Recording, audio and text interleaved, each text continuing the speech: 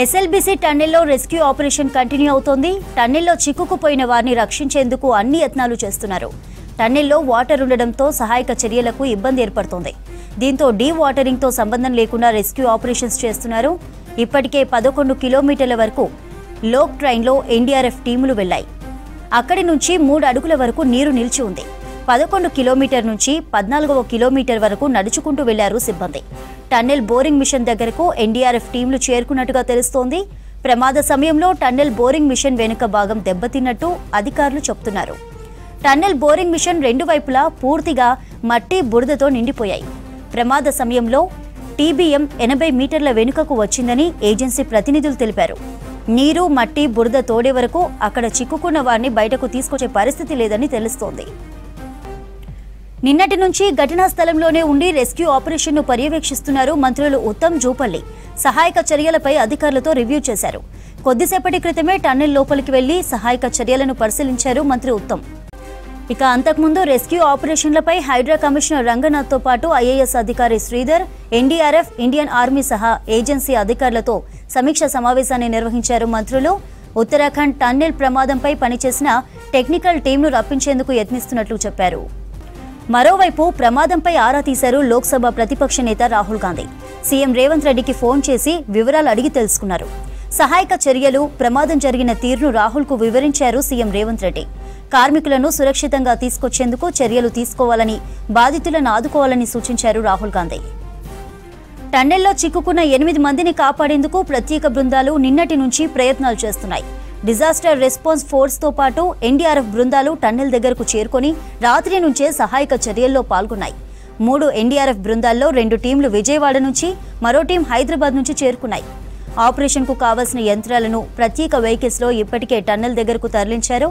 గతంలో అనుభవం కలిగిన నిపుణుల ఆధ్వర్యంలో రెస్క్యూ కంటిన్యూ అవుతోంది. ఇక మరోవైపు ఆర్మీకి చెందిన ఇంజనీరింగ్ రెజిమెంట్ ను సహాయక చర్యల కోసం సిద్ధం చేశారు. నాగర్ కర్నూలు జిల్లా దోమలపెంట దగ్గరలోని ఎస్ఎల్బీసీ టన్నెల్ దగ్గర నిన్న మార్నింగ్ ఈ ఘటన జరిగింది.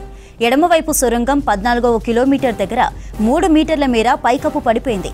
ఉదయం 8 గంటలకు పనుల్లోకి వెళ్లిన సుమారు 50 మంది కార్మికులు టన్నెల్లో బోరింగ్ మిషన్ పని మొదలుపెట్టారు. ఒక్కసారిగా పైకప్పు కూలిపోయింది. భయంతో కార్మికులు ప్రమాద ఘటన నుంచి పరుగులు తీశారు. 42 మంది బయటకు రాగా బోరింగ్ మిషన్ ముందున్న 8 మంది లోపలే చిక్కుకుపోయారు. టన్నెల్లో చిక్కుకున్న వాళ్లలో project engineer Manoj Kumar, field engineer Srinivas, generator operator Sunny Singh ఉన్నారు. టెక్నీషియన్ గురుప్రీత్ సింగ్ సహా కూలీలు సందీప్ సాహు, జగతా ఎక్స్, సంతోష్ సాహు, అంజు సాహులుగా గుర్తించారు. 8 మందిలో 6 జయప్రకాష్ అసోసియేటర్స్ కి చెందిన సిబ్బంది కాగా రాబిన్స్ ఇండియా కంపెనీకి చెందిన మరో 2 కూడా ఉన్నారు. ఎస్ఎల్బీసీ ప్రాజెక్టు పనులు త్వరగా పూర్తి చేయాలనే లక్ష్యంతో ఇటీవల ప్రభుత్వం పనులను తిరిగి ప్రారంభించింది. 4 రోజుల కిందటే పనులు స్టార్ట్ అయ్యాయి. 13 के बीच में जो 2 किलोमीटर का मैंने बताया, उस एरिया में काफी पानी है, तो पानी निकालने का प्रोसेस अभी चल रहा है.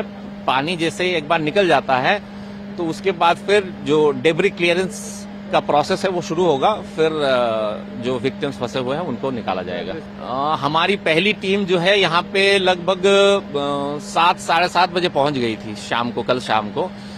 और उसके बाद फिर जो यहाँ के ऑफिशियल्स हैं और जो डिस्ट्रिक्ट एडमिनिस्ट्रेशन हैं और स्टेट अथॉरिटीज हैं, उनसे बात करके डिस्कस किया जा रहा था कि किस तरह से हम इस सिचुएशन को हैंडल करें, किस तरह से आगे बढ़ें. अकॉर्डिंगली लगभग 10 साढ़े 10 बजे हम लोग यहाँ से एक छोटी सी टीम लेके कुछ लोग मिलके अंदर गए थे, ताकि अंदर का माहौल क्या है, अंदर सिचुएशन क्या है, ये देख पाए. तो लगभग 10 बजे हम लोग गए थे और 2 बजे तक वापस आए थे. तो जाने में 1 घंटा समय लगता है इस ट्रॉली में, और उसके बाद पैदल जाने में टोटल 1 घंटे का समय लगता है. तो लगभग 2 बजे हम लोग वापस आए थे. फिर एक टीम और भेजी गई थी, जो टीम अभी वापस आई है. अब थोड़ी देर पहले ही, आधा घंटा पहले एक टीम वापस आई है. जैसे मैंने पहले ही बताया, डीवाटरिंग जरूरी है. उसके बाद जो वहाँ का रबल्स हैं, जो डेब्रीज हैं, उनको निकालना जरूरी है. जो विक्टिम्स हैं उनको निकालने के लिए तो ये प्रोसेस चल रहा है, डीवाटरिंग प्रोसेस चल रहा है. उसके बाद फिर डेब्रीज निकाला जाएगा. టన్నెల్ ప్రమాదం కొనసాగుతున్న సహాయక చర్యలకు సంబంధించి దోమలపెంటలో అధికారులతో మంత్రులు ఉత్తమ్ జూపల్లి రివ్యూ చేశారు. అధికారులు రెస్క్యూ టీంతో మాట్లాడారు. టన్నెల్లో చిక్కుకున్న కార్మికులను కాపాడేందుకు అన్ని ప్రయత్నాలు చేస్తున్నామన్నారు మంత్రి. అది వాటర్ సీపేజ్ ఇంకా కొనసాగుతుంది. ఈ వస్తున్న వాటర్ని డీవాటర్ చేస్తూ నిన్న సడన్గా వచ్చిన వాటర్ అది కూడా తీసేసే ప్రయత్నంలో అదనపు పంపులు పెట్టి తీయించేస్తున్నాము. ప్లస్ 13.5 కిలోమీటర్ల వరకు టనల్ బాగానే ఉంది. చివరి 200 మీటర్లు నీళ్లు మట్టి కలిసి బురదగా మొత్తం టనల్ నిండిపోయింది. ఇప్పుడు నిన్న ఆ సంఘటన సమయానికి 70 మంది పనిచేస్తున్నారు టనల్లో. ఆ 70 మందిలో 8 మంది ఇప్పటివరకు ఆచూకీ తెలవలేదు, మిస్సింగ్. వాళ్ళని రక్షించుకోవడానికి మేము సీరియస్గా అన్ని ఎఫర్ట్లు పెడుతున్నాం. Indian army, Indian navy, NDRF అన్ని ఏజెన్సీస్తో పనిచేస్తున్నాం. అంటే నిన్న అది చాలామంది ఉంటారు ఇక్కడ. ఒక అమెరికన్ కంపెనీ కూడా వాళ్ళు మొత్తం ఇక్కడే ఉంటారు. నిన్న ఆ సమయానికి అప్రాక్సిమేట్లీ 70 మంది పనిచేస్తున్నారు. ప్రపంచంలో అత్యాధునిక టెక్నాలజీ, ప్రపంచంలో ఈ టనల్స్ నిర్మించడంలో ఎక్కువ అనుభవం ఉన్న రాబిన్స్ కంపెనీ ద్వారా ఈ పని జరుగుతోంది. సరే, నిన్న జరిగిన యాక్సిడెంట్ చాలా వెరీ సాడ్, వెరీ అన్ఫార్చునేట్. ఇది అధిగమించి వీళ్ళ 8 మంది ప్రాణాలు రక్షించుకొని మరి ఆ తర్వాత తదుపరి కార్యాచరణ చెప్పాలి. ఎస్ఎల్బీసీ టన్నెల్ దగ్గర రెస్క్యూ ఆపరేషన్ కు సంబంధించిన డీటెయిల్స్ బాలకృష్ణ అందిస్తారు. Balakrishna, over to you. Tunnel దగ్గర రెస్క్యూ ఆపరేషన్స్ అయితే కంటిన్యూ అవుతున్నాయి. మనం చూడొచ్చు లోపలికి టన్నెల్లోకి వెహికల్ ఎంటర్ అవుతుంది. ఈ జేపీ కంపెనీ అట్లాగే రాబిన్స్ కంపెనీకి సంబంధించిన టీం అంతా కూడా లోపలికి వెళ్తుంది. దఫాలుగా ఎన్డీఆర్ఎఫ్ కానీ అట్లాగే నేషనల్ ఇప్పుడు సెంట్రల్ ఆర్మీ కూడా, భారత ఆర్మీ సైన్యం కూడా లోపలికి వెళ్ళి వచ్చే ప్రయత్నం చేసింది. సో లోపల రెస్క్యూ ఆపరేషన్స్ కంటిన్యూస్గా జరుగుతున్నాయి. లోపల అబ్స్టాకిల్స్ ఎదురవుతున్న నేపథ్యంలో వాటిని ఓవర్కమ్ చేయడం కోసం ప్రతిసారి కూడా ఒక అబ్జర్వేషన్ అయితే తీసుకుంటూ వస్తున్నారు. మనం ఇప్పుడు రెగ్యులర్గా 3 షిఫ్ట్లో ఇక్కడ కార్మికులు ఉంటారు. మనకు morning shift, afternoon shift, night shift.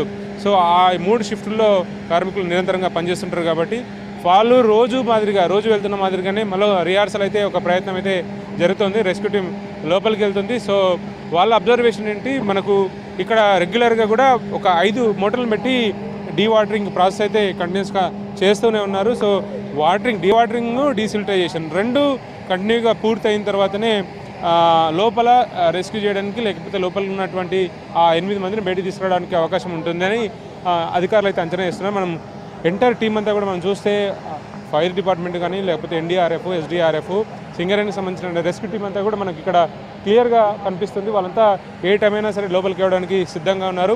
వాళ్ళకి సంబంధించిన ఆక్సిజన్ అట్లాగే మెటీరియల్ అంతా కూడా మనం సిద్ధం చేసుకున్నారు. మనం మరో పక్క చూస్తే మాత్రం ముఖ్యంగా భారత ఆర్మీకి సంబంధించిన టీం అయితే ఇక్కడ కనిపిస్తుంది. వాళ్ళంతా కూడా team Vikas Singh lieutenant colonel నేతృత్వంలో వాళ్ళంతా కూడా రెడీగా ఉన్నారు లోపలికి పోవడానికి. మొత్తం 24 మెంబర్స్ టీం రావడం జరిగింది. సో ఆక్సిజన్ కోసము లేకపోతే సిపిఆర్ పంపింగ్ కోసము తర్వాత స్ట్రెచర్స్ అవన్నీ కూడా వాళ్ళ కిట్స్ అంతా కూడా రెడీ చేసుకున్నారు. సో డేర్గా లోపలికి మూవ్ కావడానికి వాళ్ళు యాక్షన్ ప్లాన్ అయితే సిద్ధం చేసుకున్నారు. ఓవైపు డీవాటరింగ్ చేస్తూనే వాళ్ళంతా కూడా ఉన్నటువంటి లోపల అంటే సిల్ట్ చాలా పెద్ద మేరలో ఉంది. 200 మీటర్లకు పైగా ఒక్కసారిగా కుంగిపోవడం వల్ల ఎట్లాంటి ఇబ్బందికరమైన పరిస్థితుల్లో మనకు కలగట్టినట్టు అర్థమవుతుంది. మామూలుగా మనుషులు పోవడానికి చాలా కష్టం. మనం ఇక్కడ చూస్తున్నటువంటి ఈ టన్నెల్ ఎంట్రన్స్ ఏదైతే ఉందో ఆ ఎంట్రన్స్ నుంచి నేరుగా లోపలికి 14 కిలోమీటర్ల మీద లోపలికి వెళ్ళిన తర్వాత అక్కడ ఉన్నటువంటి ఏదైతే ఇన్సిడెంట్ జరిగిన ప్రదేశం ఏదైతుందో ఘటనా స్థలం ఉందో ఆ ఘటనా స్థలానికి చేరుకోవడం, అక్కడ ఉన్నటువంటి ఆ సిమెంటు దిబ్బల్ని కానీ లేకపోతే మట్టి పిల్లలను, వాటర్ని, సిల్ట్ని అన్నింటినీ కూడా పూర్తి స్థాయిలో తీసిన తర్వాతనే వాళ్ళని బయటికి తీసుకురావడానికి అవకాశం ఉంటుంది. సో వెంటిలేషన్ కోసం జాగ్రత్తలు తీసుకుంటారు, ఆక్సిజన్ పంపించడానికి జాగ్రత్తలు తీసుకుంటున్నారు. దీంతోపాటు మనం చూడవచ్చు నిన్న ఇన్సిడెంట్ జరిగినప్పుడు ఇట్లాంటి పెద్ద పెద్ద సిమెంట్ బిల్లలు, పెద్ద పెద్ద కాంక్రీట్స్ బెడ్స్ అన్నీ కూడా ఒకసారి పైనుంచి కింద పడిపోయినాయి. ఎప్పుడైతే వాళ్ళు సరంగం లోపలికి టన్నెల్ బోరింగ్ మిషన్ ఏదైతే ఉంటుందో టీబీఎం, ఆ టీబీఎం లోపలికి వెళ్ళినప్పుడు ఎప్పటికప్పుడు లైనింగ్ అనేది కంటిన్యూస్గా చేస్తూనే ఉంటారు. సో లైనింగ్ చేసిన క్రమంలో ఈ బెడ్స్ని ఫిక్స్ చేస్తుంటారు. సో ఒక్కసారిగా బ్రీచ్ ఏర్పడిన తర్వాత మెల్లమెల్లగా చిన్నగా రాలినటువంటి మట్టి దిమ్మలు వాటర్ తోటి ఒక్కసారిగా కొలాప్స్ కావడంతో పైన పడడంతో వాళ్ళంతా కూడా ఒక్కసారిగా ఈ ప్రమాదం జరిగింది. అందులో మొత్తం 40 మంది ఉంటే 32 మంది సేఫ్గా బయటికి రావడం, మిగతా 8 మంది మాత్రం అందులో చిక్కున్నారు. అందులో ఫీల్డ్ ఇంజనీర్ ఉన్నారు, టెక్నికల్ ఇంజనీర్స్ ఉన్నారు, మిగతా 4 లేబర్ ఉన్నారు. వాళ్ళంతా కూడా చాలా కుటుంబాలు అయితే చాలా ఆతృతగా ఎదురు చూస్తున్నారు ఇన్సిడెంట్ గురించి. సో ఎంటైర్ ఇన్సిడెంట్ సంబంధించి అయితే రెస్క్యూ టీంలు అయితే ఏ క్షణమైన రంగంలో దిగడానికి సిద్ధంగా ఉన్నారని చెప్పవచ్చు. ఫైర్ డిపార్ట్మెంట్, ఎన్డీఆర్ఎఫ్, ఎస్డీఆర్ఎఫ్, సింగరేణికి సంబంధించి అట్లాగే భారత ఆర్మీకి సంబంధించినటువంటి టీమ్స్ అంతా కూడా రంగంలోకి ఉన్నాయని చెప్పవచ్చు. సో ఈడైతే సిచ్యువేషన్ నిన్నటి నుంచి దాదాపు 24 hours నుంచి రెస్క్యూ ఆపరేషన్స్ జరుగుతున్నాయి కంటిన్యూస్గా. వాళ్ళంతా కూడా ఇదే ప్రయత్నంలో ఉన్నారు. మనము ఒక జనరేటర్ని కూడా లోపలికి పంపించడానికి ప్రయత్నాలు జరుగుతున్నాయి. సో వాళ్ళంతా కూడా ఈ రెస్క్యూ ఆపరేషన్స్లో నిరంతరం కూడా ఫోకస్ పెడుతున్నారు. ఇప్పటికీ హైడ్రా కమిషనర్ రంగనాథ్తో పాటు గతంలో ఇక్కడ నార్కల్ జిల్లా కలెక్టర్గా పనిచేసినటువంటి ఈ శ్రీధర్కి ఈ ప్రాజెక్టు మీద ఐడియా ఉంది కాబట్టి ఇంకా ఎట్లాంటి జాగ్రత్తలు తీసుకోవాలి, ప్రాజెక్టు స్టార్ట్ అయినప్పటి నుంచి వర్క్ జరుగుతున్న టైంలో ఆయన ఇక్కడ పనిచేయడం వల్ల సో ఆయన అనుభవాల్ని కూడా కొంత మేరకు పరిగణలోకి తీసుకోవాలని చెప్పి అధికారులు భావిస్తున్నారు. అటు పోలీస్కి సంబంధించినటువంటి మల్టీజోన్ ఐజీ సత్యనారాయణ కూడా పర్టికులర్గా పోలీస్ టీంని ఇక్కడ మోహరించి వాళ్ళ పోలీసు సంబంధించిన పోలీస్ శాఖకు సంబంధించినటువంటి హెల్ప్ కూడా ఇక్కడ తోడ్పడుతుంది. సో ఫైర్ డిపార్ట్మెంట్ అట్లాగే ఎన్డీఆర్ఎఫ్, ఎస్డీఆర్ఎఫ్, సింగరేణికి సంబంధించిన టీం అంతా కూడా ఎంటైర్ టీం అంతా కూడా 24/7 రెస్క్యూ ఆపరేషన్స్లో వాళ్ళు ఇన్వాల్వ్ అయ్యి చేస్తున్నటువంటి సిచ్యువేషన్ అనిపిస్తుంది. దీంతోపాటు మనం ఇక్కడ చూస్తే ఫైర్ ఇంజన్తో పాటు మనకు అంబులెన్స్లు కూడా క్లియర్గా కనిపిస్తున్నాయి. అంబులెన్స్లు వాళ్ళని వచ్చిన వాళ్ళని ఇమీడియట్గానే వాళ్ళకి ఆక్సిజన్ ఫెసిలిటీ పెట్టేసి ఇమీడియట్గా హాస్పిటల్కి తరలించడానికి కూడా చాలా ప్రికాషన్స్ అయితే తీసుకున్నారు.